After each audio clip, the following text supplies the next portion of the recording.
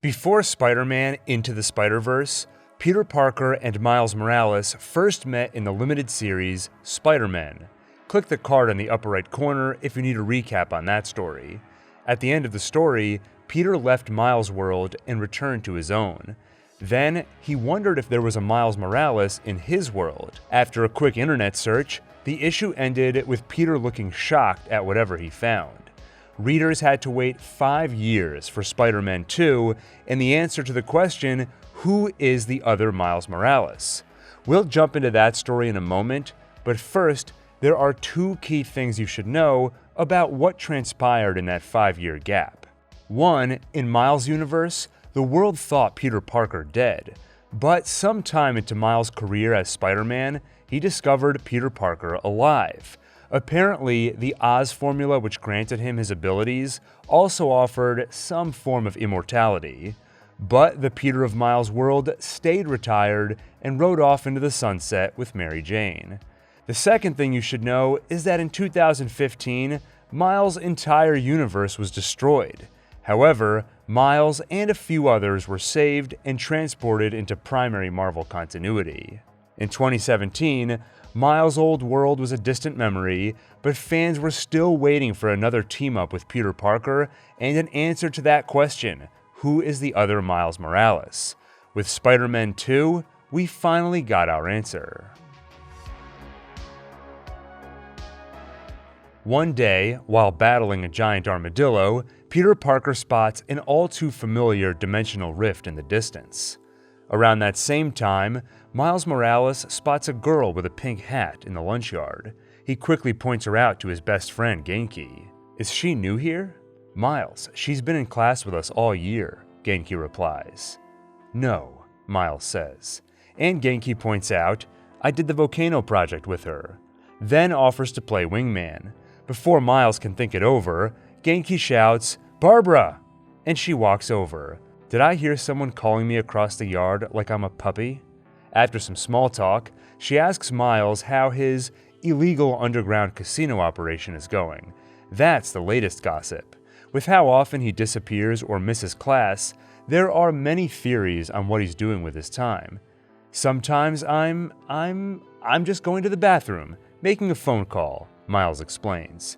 Barbara is skeptical, but clearly intrigued by Miles. Suddenly, a large metallic object crashes into the yard, and in the distance, Miles sees the dimensional rift.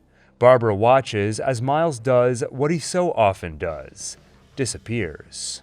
Donning his black and red, Miles swings toward the light show, and on his way, bumps into the other Spider-Man. Far out! It's Spider-Man! Peter exclaims. Yeah, you say that every time, Miles says. I don't get the reference. Some of them are just for me, Peter says. They arrive at the light's source, and both recognize the run-down warehouse, the one which once housed a small dimensional rift which brought Peter to Miles' dimension, back when Miles used to live in another dimension. They crawl inside the warehouse, and Miles wonders, if my old dimension isn't there anymore, what is that a door to? Peter finishes his sentence. Inside, they stare at the rift. I have a really bad feeling about this, Peter says. Spider sense? Miles asks. No, just a general bad feeling that comes with experience. Then a figure steps out of the rift and spider sense kicks in. But Peter points out, that's only because one of the scariest human beings on planet Earth just showed up, the Taskmaster. Elsewhere, a man walks his dog back to his mansion. There, a woman informs him that there's trouble in New York. Already? The man asks. I'm sorry, Mr. Morales, she replies. You told me to tell you. I promised myself so many years ago, Miles says. But, damn it, looks like I'm heading back to New York. And meanwhile, in New York, Taskmaster quickly discovers the headache of 2 quipping Spider-Men. Battle ensues, throwing Peter and Miles out of the building. Miles turns invisible to sneak up on Taskmaster, while Peter goes back in the way they left. He finds the villain and portal device gone. Outside, Taskmaster packs up and picks up a call from Detroit. It's me, he says. No, it did not go according to plan. "Then you tell Miles Morales, from me, if he can't honor a deal, then we have no deal." Miles overhears the conversation and attacks the villain, demanding to know how he knows the name Miles Morales. But Miles quickly finds himself outmatched. When he grabs Taskmaster's suit, he is electrocuted. "My suit's rigged for chumps like you," Taskmaster says. Peter frees Miles from the electroshock, then Taskmaster blows up his own car and uses the chaos to escape unnoticed. As the Spider-Men recuperate, Miles tells Peter what he heard and asks if there was a Miles Morales on this world before he arrived. Peter hesitates at first, but then admits, "After the first time we met, I asked myself the same question. I wondered if there was a you here." "And?" Miles asks. "Cops are on the way," Peter says. "Let's get some air." And finally, he tells Miles what he found when he searched his name.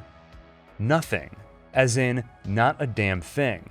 Nothing like you or me or us or spiders or anything like that. Then offers that maybe Miles just had a moment.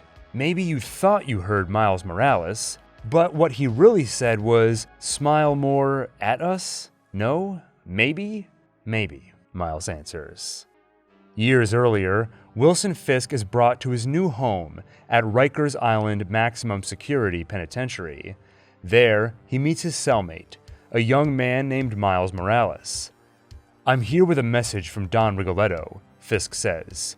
"He knows you're in here to cover for your cousin, and by doing so, you've done a huge favor to the Rigoletto family. He wants you to know he appreciates it, and there will be compensation on the other side. But in the meantime, I will keep an eye on you." However, it ends up being Miles who keeps an eye on Fisk. Wilson is attacked in the showers by another inmate who moves with supernatural speed. Miles saves Wilson's life, but walks away with a few scars on his face. Afterward, Miles tells Fisk about the drug which gave the man his abilities, MGH, or mutant growth hormone. "It's so dangerous," Miles says. "A guy took it once, lit on fire and just died." "Miles," Fisk says, "I am forever in your debt." In the coming weeks, the Dawn frees Fisk and Morales, using some blackmail on the district attorney. Years later, Wilson Fisk and the now scarred Miles Morales have risen up the ranks of Don Rigoletto's crime family. Then things change. Miles falls in love with a woman named Barbara, and Wilson Fisk kills the Don to take over. Miles notices that people have started calling Fisk Kingpin, and one day, Kingpin notices something. "I have eyes," he says to Miles. "You want out." "I want to be with Barbara," Miles says. Kingpin assures him that he's running things differently from the old family. Miles is free to leave if he'd like, and Kingpin asks him if he could have anything he wanted, what would it be? Miles says he'd like to take his winnings, take Barbara, and disappear from this world forever. And Kingpin offers that he knows someone who can make it look like Miles never existed. He can help him truly disappear. But things don't work out as planned. Wilson Fisk visits Miles after Barbara's funeral, and Wilson tells him how he coped after losing the love of his life, Vanessa.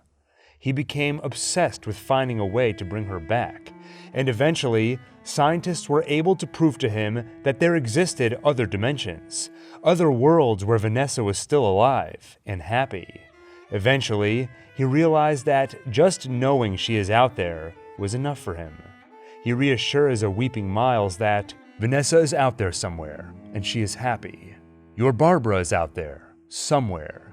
And maybe there is one world where you and I get to see each other every day. One world where our kids are best friends. I wanted you to know Barbara is alive. Years later, the teenaged Miles Morales talks to his Barbara. She thanks him for pulling her out of the way of the flaming robot wreckage, and assures him she doesn't care if he's a mutant, inhuman, or something else. He saved her, and she's thankful. But she is dying to know who or what he really is. Miles thinks about it and tells her, "It's complicated. Let me think about how to answer." "Oh," she responds. "Okay. I would never disrespect you," Miles adds. "It's just so complicated." Barbara smiles and Miles leaves. He patrols the city as Spider-Man and spots the Taskmaster. He camouflages himself and follows the villain, then calls Peter for backup. The two of them spy on him at a warehouse, and Miles tells Peter that he thinks Taskmaster is waiting to meet with the other Miles Morales. And Peter warns that Miles should be prepared. For? Miles asks. Anything, Peter answers. But basically, disappointment. Peter points out it might just be a coincidence, just some guy with the same name. But Miles points out, the entire reality that I came from doesn't exist anymore, and you and I, and a couple other people are like the only people that know this. And then I hear this name? Peter tries to temper his expectations, but their conversation is interrupted by an airplane landing. They wait for the other Miles Morales to step off it, but instead, they overhear that Taskmaster will get on the plane and they're going to meet in the air. "No!" Miles shouts, giving away their position. Taskmaster sets off an explosion he rigged in case he was followed and knocks the two Spider-Men unconscious. He unmasks them and gestures to the immobile Miles. "This is the one that was asking about you so feverishly." He holds a blade to his throat. "Say the word." "Who is he?" the older Miles asks. "No wallet," Taskmaster says. "Just spider powers. So, as far as we care, Spider-Man." But the older Miles doesn't care. Spider-Man is not his problem or concern. He has Taskmaster tie them up, then they leave on the plane. As they take off, Taskmaster tells Miles what he found when he stepped through the dimensional rift. Another world, nearly identical to their own. A world where there is a Barbara Sanchez, just like the one Miles lost. An entire new universe. "Take me there," Miles says. "Right now. I have to see it for myself. I have to see her." Meanwhile, the Spider-Men struggle against their restraints, while Peter chastises Miles for giving away their position, letting Taskmaster escape. Miles reveals that he does have a way to escape, but it'll hurt Peter. Peter tells him to go for it, and Miles uses his Mega Venom Blast. While Peter recovers from the blast, he shouts for the younger Spider-Man to go after the plane. Miles tries, but can't reach them in time, and the villain escapes. Miles apologizes, but Peter tells him that it's not his fault. "It's my fault," Peter says. "I had more than one opportunity to get you to stop being Spider-Man, and I didn't do it, even after I found out who you really were. You have no business being Spider-Man. None of this should have happened." Later, Peter hates himself for what he said to the kid, and when they meet again, he apologizes. He's proud of Miles, but also feels weird about there being another Spider-Man. "I have both feelings in equal measure," Peter says, and adds, "but not because of you as a person, only because I was a teenage Spider-Man too, and I know how much of Spider-Man is pain." Miles finishes the thought. "Spider-Man is your pain." Peter tells him to forget about what he said about being Spider-Man. "How can I?" Miles asks, and Peter answers, "Once upon a time, when I was your age, Reed Richards blew me off so hard, I cried in my mask." Miles is reassured by Peter's admission that he's been through the same thing and was able to get past it. Then, Peter promises to make it up to Miles by helping him dig into all this and figure out what's really going on with the other Miles. Suddenly, Peter's spider sense activates. He quickly webs his and Miles' mouths to protect from poison gas released by Taskmaster. The two Spider-Men fight the villain, and while they're distracted, the older Miles prepares to leave this world. He opens the rift and smiles as he prepares to walk through it. "What's on the other side? What are you looking for?" the young Miles asks, and the scarred man stares at him, startled. My name is Miles Morales," the young Miles adds. The scarred man shoots Miles in the shoulder, but the younger Miles continues to shout for the older man to stop. His shouting is in vain, as the other Miles Morales disappears through the gateway, as the portal shuts down and collapses the warehouse around them. Miles and Peter crawl out of the wreckage. "I was hoping for something with a little more closure," Miles says. "Closure? You're funny," Peter responds. "There's no such thing as closure." On the other side of the portal, the scarred Miles Morales finds a world much like ours. a world where Barbara is alive and happy. And although the young Miles doesn't know it, his older counterpart has discovered his old world. The Ultimate Marvel Universe has somehow come back into being. There, Peter Parker, who the world thought dead, is still alive, fighting alongside the Ultimates. And after another battle with the Green Goblin, he swings toward home, where MJ, Gwen, and Aunt May are waiting for him. Back in Miles' current world, he tells his friend Genki how he's decided to stop being Spider-Man. Instead, he wants to try being his own man, and he tells his friend he's going to ask out Barbara on a date. Genki suggests he takes her to the Angelica, where Close Encounters is playing. So, Miles texts Barbara, and she agrees to it. She's never seen it, Miles tells his friend. I love that I get to show her something new. That's the best. And that's where Spider-Man 2 wraps up. I was a huge fan of Ultimate Spider-Man, so I loved the ending, showing us that world was still out there, and Peter Parker was back to being Spider-Man. If you enjoyed this video, make sure to like, subscribe, and hit the bell icon, because there are more videos like this one on the way, covering other Spider-Man stories and other comics entirely. With that, thank you for watching, and see you on the next One Take.